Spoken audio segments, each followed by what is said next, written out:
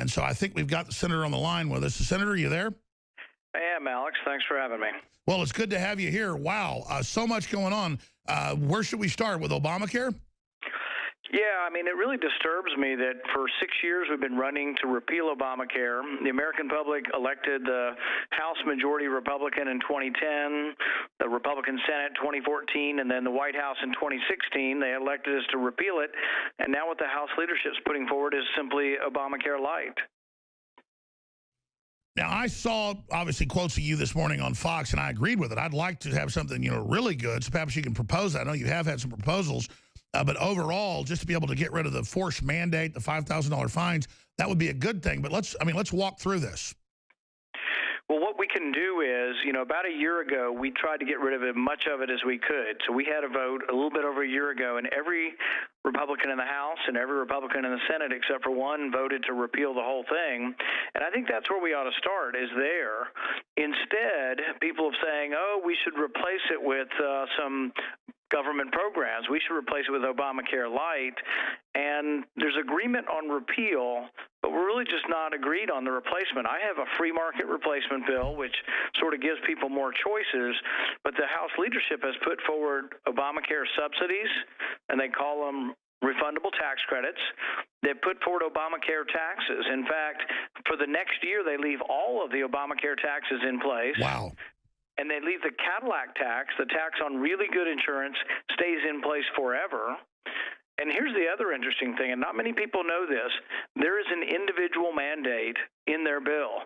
You don't pay the mandate to the government. You don't have to pay a tax if you don't buy insurance, but you pay a penalty to the insurance company. The insurance companies have their fingers into this bill, and the insurance companies also have bailouts built into them. If someone's insurance becomes expensive, if someone gets really sick, instead of the insurance company taking the risk, they're pawning the risk off on the taxpayer. So I think there are enough votes, enough conservatives in the House Freedom Caucus, and enough conservatives in the Senate to stop this thing. And then our hope is that we'll vote on a clean repeal. Let's just repeal Obamacare and forget trying to start new government programs. Well, this is obviously Trump central with our audience, and I love a lot of what Trump's doing, trying to cut taxes and get jobs back. But I was watching you this morning, what you said. I went and Googled it. And sure enough, there it was, that there's a mandate to the insurance company, a private corporate tax. I get it's better than Obamacare, but you're right. If you have the votes to just get rid of the damn thing, let's get rid of it. We know it was the Republican establishment helped write it with Mitt Romney a decade ago when he was governor of Massachusetts. So, Senator Paul, again, I want to just commend you as the only major Republican I've seen so far to come out and point out that this is not as good a deal as the Republican leadership saying. And Trump saying, hey, a good start. I like it. It's a good negotiation point. So maybe he doesn't know how bad it is. Maybe he needs to hear from the listeners and you. Well, I talked to him yesterday. He called me up, and we had a great conversation. He and I are getting along just well, just very fine. And in that conversation, he said he wanted to hear other ideas, and that really, I think he understands the legislative process, and the Republican Party is not monolithic. There are conservatives, there are moderates, there are big government Republicans, and there's the establishment. And he, more than anybody else, knows that you got to fight the establishment and the status quo. And he understands that there are a lot of people whispering in his ear from Washington that have been here forever that really, I guess, just aren't intent as much on repealing the whole thing. They want to replace it with another program. But I think he's open to listening. He asked for my ideas on this, and I think he truly did want to hear from some members who aren't happy with what's coming forward. And I think you'll notice if you look at his pronouncements, his wasn't take it or leave it. He didn't say what some are saying, that this is the holy grail and this is the end of the debate. No, he said, let's start a negotiation. Exactly. And I take him at his word on that, and I told him I was willing to work with him to try to find a repeal in a way. But I did tell him what I've been telling everybody in the press, and that's it. I think the only way we get this through is to separate repeal from replace. I think we agree on repeal. Most Republicans have been campaigning on repeal for 6 years, but the replacement part, some people want to continue Obamacare programs, the taxes, the subsidies, the mandates. They want to continue that. The insurance company bailouts. Well, I mean, sure, Paul Ryan is on the Soros payroll. He's all behind this. We know that most of this bill was Republican. That's what's so shameful. So, I've seen you break down your legislation that I think would be actually a great way to repeal it and then replace. I mean, let's talk about your legislation, where people find it, how we get your legislation out there front and center.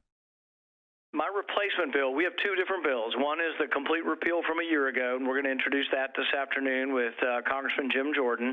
And then the second thing we're going to do is a replacement bill. We've already done it about a month ago. It's called Senate Bill 222. And in it, there's something really exciting. And I've met a lot of your listeners. A lot of them are small business owners, independent-minded people, people who work for themselves. And my bill allows them to join an association. What does that mean? I'll give you an example. In Kentucky, 700,000 people have their money in a credit union. They're members of a credit union. We would let all 700,000 of them join a health association, and then they would Makes perfect sense. Let small businesses pool in free association across state lines even. That brings real free market. Same for the Farm Bureau. We have 30,000 people in the Farm Bureau, but they buy individual insurance. The problem with individual insurance is your husband or your spouse gets sick, it's devastating. We need to pool. Yeah, the insurance companies have all the power, and here's what I've been saying. Right now, if I want to buy insurance, I've got to go kiss the boots of the insurance company.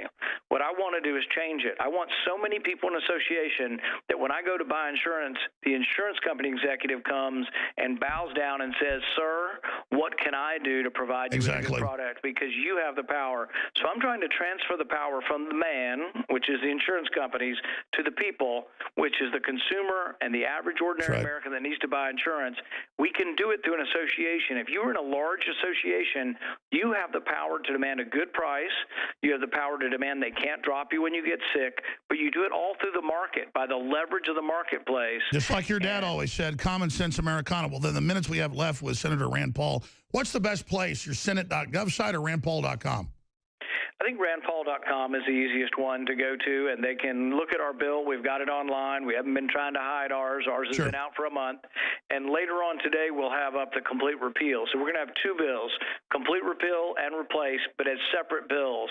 Well, I'm firmly behind what you're doing, and I'm glad the president's just saying it's an opening debate in salvo. And the time we have left, I mean, I love when you ran for Senate, obviously backed you, did a great job once you got in. During the campaign, stuff kind of all went wild, but overall, lately, and I'm not just saying this, you're on the show now, you have been saying this on air, you are really like the leading liberty light, and then Trump seems to be responding and listening, and I see in press conferences with him and him taking your lead and everything. So it's very exciting, for me to see you more and more working with the president and seeing him pretty much aligning with you more and more. So I'm glad to see you guys are friends again. Well, the interesting thing is while we had our disagreements, politics is a rough and tumble sport for adults. We had our disagreements, but the interesting thing is when you look at some of his ideas, you can see some resemblance. So, well, he loves your dad. Loves you. He was opposed to the Iraq War. He thought that nation building was wasting a lot of money overseas, and we ought to spend that money at home. We got to rebuild our own country before we think about, rebuilding other countries. He has thought regime change in the Middle East has led to more war and less stability. So really on some major issues like the Iraq War, nation building, regime change, we've been on the same page. I think on the intelligence communities, the fact that we are sort of spying on foreigners, but then trapping Americans in that spy game, they've trapped the president in this. They have now, and here's something that most people don't know. The NSA spies on the president all the time. Not only this president, they spied on President Obama 1,500 times in 1 year, and what they did is they say they minimize his name. So they know he's talking to a foreign leader. They're spying on the foreign leader. They record the whole phone call. But here's the rub. You're dependent on honest people in the NSA and in the intelligence apparatus to not reveal that conversation. Well, we've already found out they revealed the Michael Flynn conversation, which is illegal, and they ought to go to jail for. Well, that's my next question, Senator.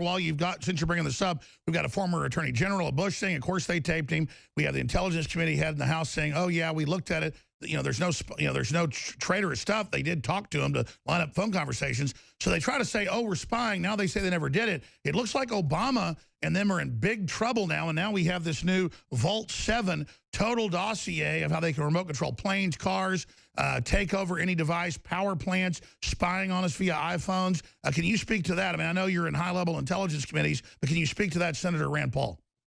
Well, I think the most important thing to remember is the mainstream media is misleading everyone. They're saying, oh, President Obama didn't have the power to order a wiretap on Trump. That's probably not the way it worked. Probably the Justice Department ordered it, but their ultimate boss is the president, or was President Obama.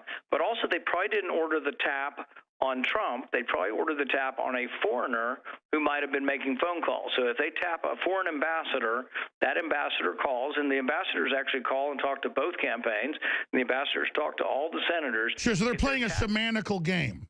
Exactly. Basically, it sounds like it happened. I don't know if it happened or not, but I think it's going to be explosive if somehow we get to see the documents that actually say that this was done. And the thing is they're saying, oh, if Trump wasn't the target of it, it wasn't done. They can still listen to your phone calls. Anytime you talk to a foreigner, if the foreigner has been targeted by any of our intelligence agencies, they listen to the phone call, but then you must trust them to minimize you and mask you so your name is not revealed to the public. Plus, it's illegal for them to be leaking. I mean, they've been leaking. Now they're denying it. In closing, then, I mean, this seems like this new Vault 7. I was told this was coming out a few weeks ago. A devastating blow against the deep state that, thinks it's bigger than Congress, bigger than the president, bigger than the people. It seems like this is a major strike back against the deep state with what they've been doing to everybody, not just President Trump. What's your take on that, and what are you hearing inside Congress and the halls of the Senate as the next shoe to drop, Senator Rand Paul? I think the most important thing I'm hearing and that I'm worried about is that private conversations between our officials, our president, NSA, are being monitored and then leaked. And this is not the same as a leak like you say something personal about what the president or their wife is wearing in the White House. That's a leak. But if you reveal classified conversations that are being tapped by the intelligence community, this is a crime that should be punishable by jail, and it lets the deep state have so much power that every American will ultimately live in fear of their phone conversations being listened to. And so this is very, very dangerous, and if there is any kind of investigation, it needs to be of those in the intelligence community who are committing felonies by revealing secretly recorded conversations. Well, exactly. We always think of a Russian threat or a Chinese threat, and certainly those are threats. But what about our own bureaucrats? I mean, anybody knows with their own business, your biggest threat's a rogue employee. I mean, it's problems, inside jobs. I mean, this is crazy that they would go this far and be this arrogant. It seems like the Democrats have gone from being very arrogant just a week ago to running scared. Now, I'm not seeing a lot of this in MSM, but the #1 story on the internet, which is the real media, is Vault 7. So I know you're a busy man for our country, but I hope you can also talk more about that, because it seems like good people in the intelligence agencies, this didn't come from the Russians, obviously, I'm told it comes from the CIA, are leaking about their own agencies because they see these agencies sabotaging a president that's only trying to turn our economy back on. Senator Rand Paul, anytime you want to come on, thank you for coming on the broadcast. We'll be looking for your 2 new bills that you already had a year ago, reintroduced today at randpaul.com. We'll certainly get behind those. Thank you so much. Thanks, Alex. All right. There goes Senator Rand Paul.